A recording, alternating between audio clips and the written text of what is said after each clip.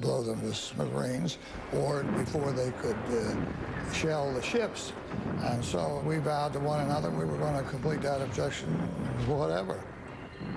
Ominously, the placement of the guns in a reinforced bunker at the top of a sheer 100-foot rock face meant the Rangers would have to do the impossible: fight their way straight up a cliff.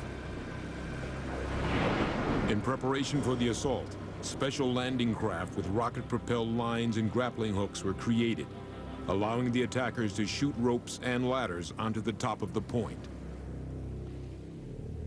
In the pre-dawn hours of D-Day, the Rangers loaded into landing craft and prepared to lead the assault on Hitler's Europe.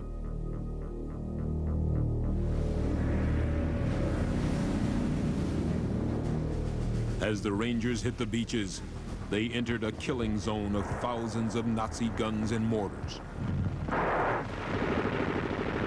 Lieutenant Sidney Solomon was the first man off his landing craft as Company C landed at Point de la Percée. I hadn't run more than maybe 10 yards, and a mortar shell landed right behind me, knocked me face down on the sand.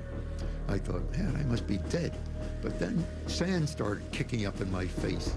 Then I realized I'm not dead, and I thought, hey, some machine gunner's got his bead on me, and he's getting the range, and I better get the heck up and run. Well, that's what I did. I picked up and ran into the base of the cliff. Few were as fortunate. By the time Solomon's men reached the cliff, more than half had been lost in the vicious crossfire. 21 men were killed. 20 of them were killed crossing that beach in the first 10 or 15 minutes. 4 miles west, with their lines set in place, the Rangers scaling Point de Hoc had begun their fierce battle toward the edge of the cliff, 100 feet up. Among the most vital climbers in 1st Sergeant Leonard Lamel's platoon were the men tasked with racing up the ropes with 30-pound automatic rifles on their backs. We call them monkeys.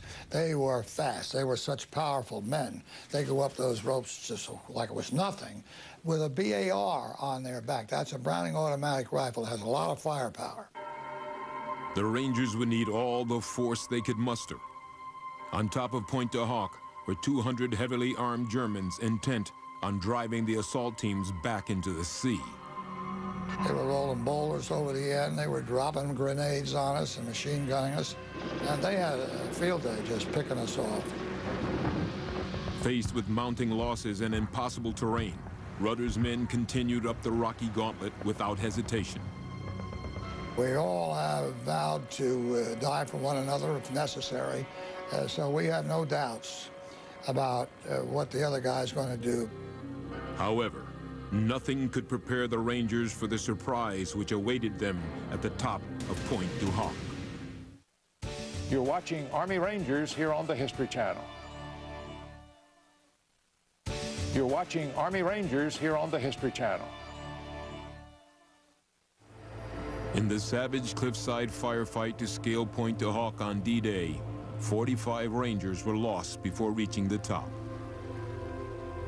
But in their quest to annihilate the Nazi gun battery looming above the invasion beaches, the Rangers of the 2nd Battalion had little time to count their dead. How many of each died and were wounded, I don't know. All I know is we were successful. But for the men who reached the top, a shocking discovery awaited as they approached the gun emplacements. It was blowing the kingdom come, but there were no guns. And what made you think there might still be some was their telephone poles or timbers sticking out of some of the emplacements. But the life and death timetable of the invasion left no time for frustration. Fearing that the guns had been moved, 1st Sergeant Leonard Lamel led his 12 surviving Rangers inland. Half a mile away, the young sergeant cautiously scouted over a towering hedgerow.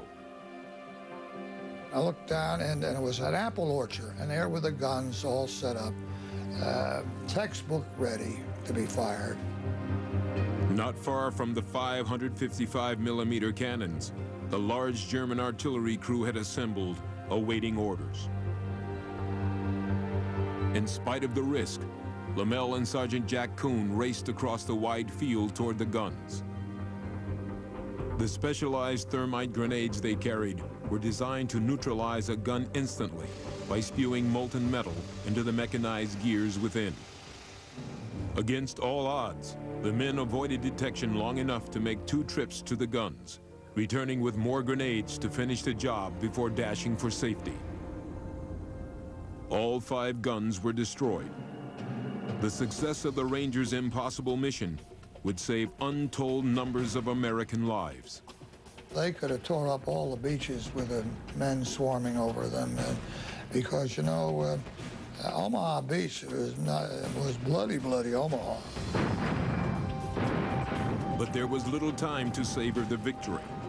In the fierce German counterattacks launched later that day, Rudder's Rangers would pay a steep price to repel German forces many times their strength. At the end of our battle, Point de Hoc, of the 225 men, we only had 90 men left who could fight on. 81 had been killed, and we had high casualties. Of the original 37 men in Sid Solomon's landing craft, only 9 remained. But the Rangers' sacrifice in completing their missions played a vital role in opening the road for the invasion force that followed. Rudder's men would help lead the way across France and into Germany in the final drive to free Europe. Half a world away, the Japanese would also feel the impact of the Rangers' quick strike tactics. The 6th Ranger Battalion fought with distinction throughout the Southern Pacific. Thousands of American prisoners were saved from execution when the men of the 6th boldly stormed the POW camp at Cabanatuan ahead of forces landing to liberate the Philippines. In Burma, a special regiment of 2,700 U.S. troops led by General Frank Merrill pierced the Burmese jungle for 6 months. Known as Merrill's Marauders, the men braved jungle diseases in Japanese garrisons, while battling over 1,000 miles to seize Myat Kina airfield and break the Japanese grip on southern Burma. Such was the legend of the Marauders that decades after their valiant service, they were adopted into the Ranger tradition and now rank among the most celebrated Ranger heroes. Although all Ranger battalions were deactivated with the war's end, the idea of continuing to train an elite few in the rigorous ways of the Rangers led to the creation of a permanent Ranger School in 1950. Ranger School graduates didn't have to wait long to test their skills in battle, as war came to the Korean Peninsula in 1950. In their quest to hit the enemy faster and further behind their lines, Korean-era Rangers added the ability to strike from above. But for airborne Rangers, the jump in could be as risky as any firefight. A number of these combat jumps are done at a very low level, done at 500 feet. There's no reserve parachutes are worn, and if that main chute doesn't open, you're dead. Raids behind enemy lines backed by 300,000 Chinese communist troops often ended as breakneck sprints for survival. But on these killing fields, the men held fast to their commitment never to abandon a fellow Ranger, dead or alive, even though their missions put them far beyond where early rescue choppers dared fly. I never saw a helicopter take out a wounded Ranger in Korea. We were forward of the lines. If we had a man wounded, we had to carry him back. And some of our men bled to death on those trails. And one of my most striking memories of Korea is to see the bright blood of my friends on the dusty trails coming home.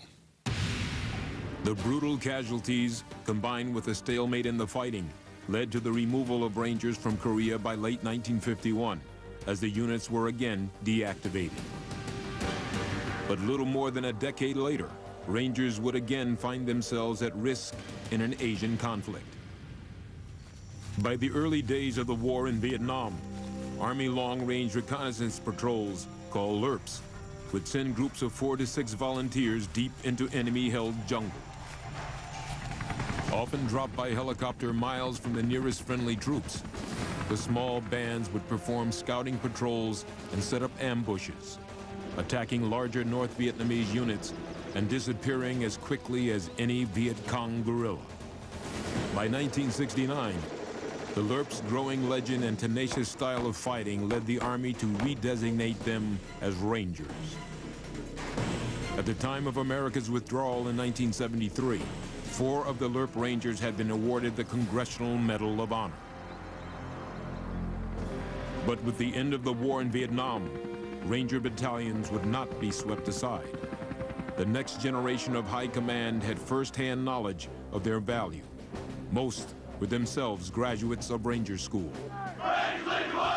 Among the Army elite, the Ranger tab now stood as the ultimate badge of honor. But to earn it, a soldier would have to survive a rite of passage unlike any in the military. You're watching Army Rangers here on the History Channel. You're watching Army Rangers here on the History Channel. Since 1950, Ranger School has served as the gauntlet which separates the men who wear the Ranger tab from all others. These volunteers are about to begin the most grueling trial they may ever face. The odyssey that is Ranger School begins at Ranger Training Brigade, Fort Benning, Georgia. It will vividly demonstrate to them the tools and tenacity needed to become a Ranger. Having already distinguished themselves in regular Army units, the trainees may think they are prepared for the hardships they will confront. But for most, what awaits will be beyond description. If somebody can imagine having anywhere from 0 to 2 to 3 hours sleep a night for 55 days and hardly any food, and having somebody scream at you pretty much 20, 24 hours a day. There you go, be aggressive, get up. For the next 8 weeks across the southern United States, the men will push themselves beyond their limits to learn Ranger tactics around the clock. Through deep woods, on mountain cliffs, and in snake-infested Florida swamps, the Ranger students will struggle to keep on their feet while learning to fight in any terrain under the worst conditions. Bayonet training, hand-to-hand combat, and hundreds of miles of training patrols will be tackled, along with growing hunger and exhaustion. The toughest moments that they're going to face is when they're out there in the field and they're doing their patrolling phase, where they'll go out and they'll do a mission for 24 hours, come back in, they might get 1 or 2 hours sleep, get back up and go through the whole process again. To further challenge the students, an armed opposing force will attack without warning, day or night, often firing blanks at the weary student patrols.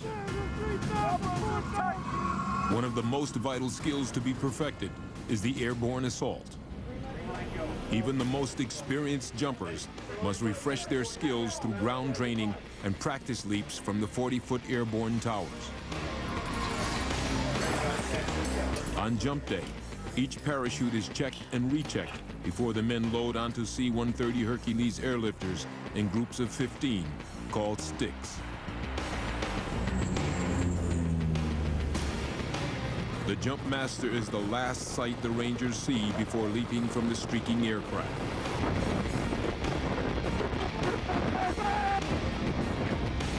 With 1 second between jumpers, there's no room for error as the chutes open.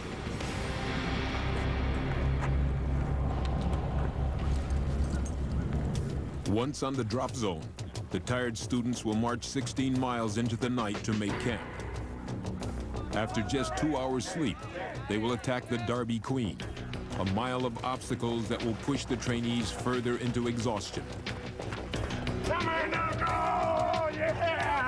On the Darby Queen, as at every stage of Ranger School, Ranger instructors confront the students. Get up there! That's one try right there, Ranger. You better get it right. Go, go, go! When that guy says, I don't think I can take another step, that Ranger instructor is right there, forcing him, making him take that step. And what that soldier learns is that I can do it. I can do more than I physically thought I could. I can do more than my body thinks it can take. Ranger! Stories of men tying knives under their chins or bungees to their helmets to keep from falling asleep on their feet are common among the graduates.